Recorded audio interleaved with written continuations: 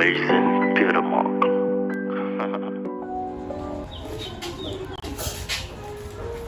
Toc, toc, toc. Entrez. Benel. Ouais, il m'attend. Ah, Bienvenue. ok. Non, Elvi. Bienvenue.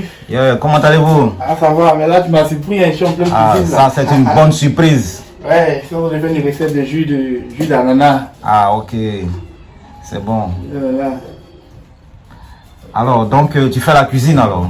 Ouais, tu sais, quand tu es artiste, faut toucher un peu de tout, hein. Un peu de tout. Moi, je fais la musique, je fais la pêche, je fais la plantation, je fais un peu de tout. Un peu de tout. Je remercie lui d'avoir pensé à moi et je pense qu'on va bien s'amuser. Comme je vous disais tout à l'heure, je fais la pêche, la peinture, connue sous le nom d'Immortal, l'agriculture, l'élevage et même la cuisine. Je pense que tout ça c'est pour mon plaisir, ça me rend libre et ça fait que je ne m'ennuie pas. Je trouve chaque fois quelque chose de quoi faire, juste mon plaisir. Juste mon plaisir. Et ça fait même partie de ma passion parce que j'attribue le même rythme à la peinture, comme à la pêche, comme à l'élevage, à la photographie. Pour moi, tout est utile, tout est important. Même le sport. En fait, Elvi, c'est pas compliqué. C'est juste qu'on les découvre au fur et à mesure.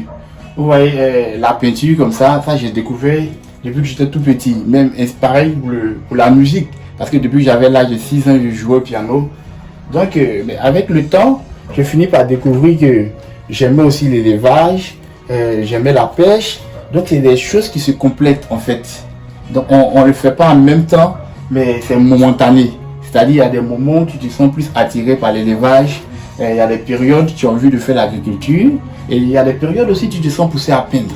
Vous voyez, comme là, par exemple, j'éprouve le plaisir de faire un jus d'ananas, vous voyez. Donc, c'est pas compliqué, mais ça dépend des inspirations. Donc, si quelqu'un découvre qu'il a plusieurs talents et qu'il est passionné de plusieurs choses, il ne faut pas les faire ensemble. C'est-à-dire, il faut savoir cibler. Il faut savoir trouver la bonne occasion, le bon moment. Au vu de tout ça, est-ce que on peut dire que tu es un naturaliste? Ouais, mais ça, c'est... Comme tu le vois bien, hein, le naturaliste, c'est celui qui aime tout ce qui est autour de lui. Et c'est celui qui adore la nature, le bien-être, l'air, le souffle, le vent, la musique.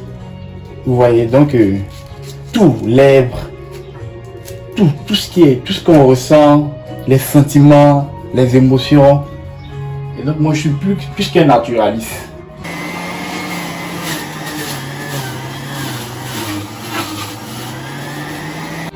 Donc là, je me sens bien que je suis en train de faire le jus d'ananas parce que vous voyez la couleur jaune dorée et c'est une très belle couleur, j'aime bien cette couleur. Regardez l'ananas là quand il est mûr, il est orange et regardez l'intérieur jaune. Donc vous voyez que la nature elle a été créée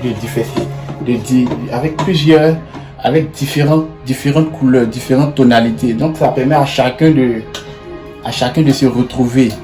C'est-à-dire la nature elle est équilibrée. Elle est équilibrée, donc chacun peut trouver sa place, mais à chacun de reconnaître. Donc là, il y a une place pour tout le monde. Dieu a pourvu un chemin pour tout le monde. Moi, j'aime bien cette couleur.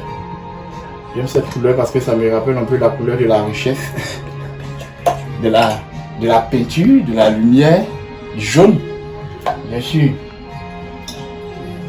On peut dire que la nature est comblée de l'art en fait. C'est le sens même de l'art, c'est la nature. Donc il n'y a pas que moi seul qui soit naturaliste. Je pense que toute personne a le droit d'être appelée naturaliste. À chacun de pouvoir trouver sa place.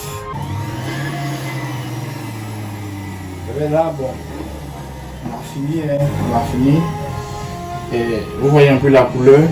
Là, cette couleur, c'est jaune. Et puis ça dégage un très bon parfum. Et on pourrait dire que la senteur du fruit d'ananas, c'est en quelque sorte le parfum de l'esprit, l'âme intérieure en fait. Parce que tout ce qu'on sent comme odeur autour, c'est l'image du soleil, de la nature, de l'air. Et voilà, c'est prêt à être dégusté. Tiens, tiens.